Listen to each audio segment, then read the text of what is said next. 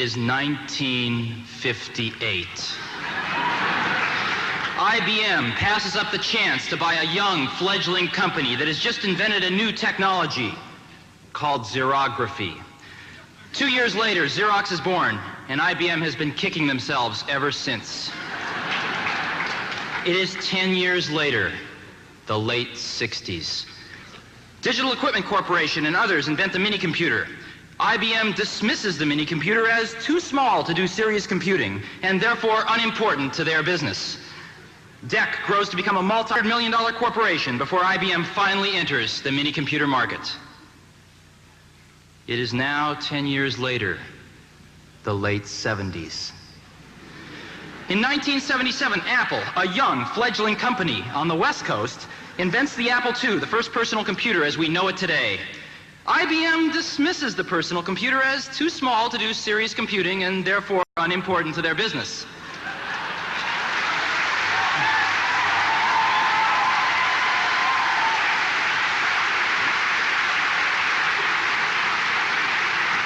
The early 1980s. 1981. Apple II has become the world's most popular computer, and Apple has grown to a $300 million corporation, becoming the fastest growing company in American business history. With over 50 companies vying for a share, IBM enters the personal computer market in November of 1981 with the IBM PC. 1983. Apple and IBM emerge as the industry's strongest competitors, each selling approximately $1 billion worth of personal computers in 1983.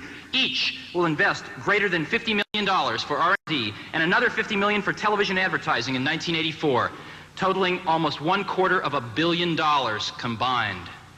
The shakeout is in full swing. The first major firm goes bankrupt with others teetering on the brink. Total industry losses for 1983 overshadow even the combined profits of Apple and IBM for personal computers.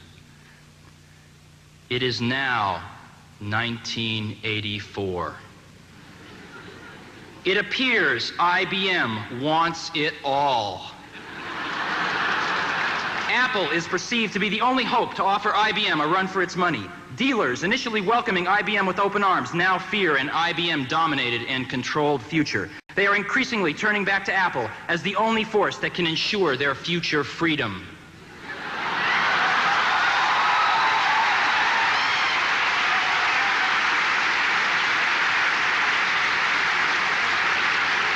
IBM wants it all and is aiming its guns on its last obstacle to industry control, Apple. Will Big Blue dominate the entire computer industry? The entire information age?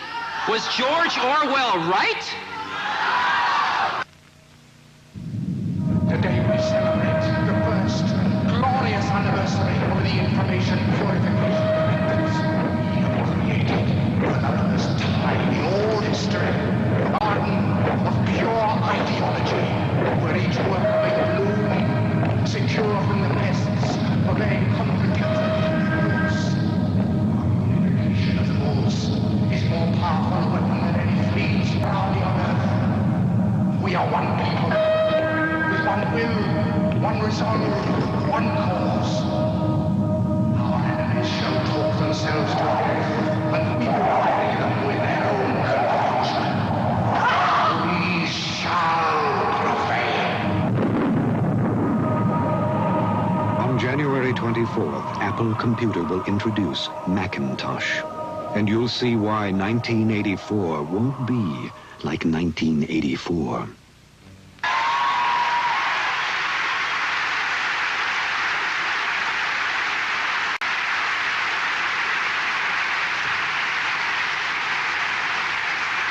There have only been two milestone products in our industry: the Apple II in 1977 and the IBM PC in 1983.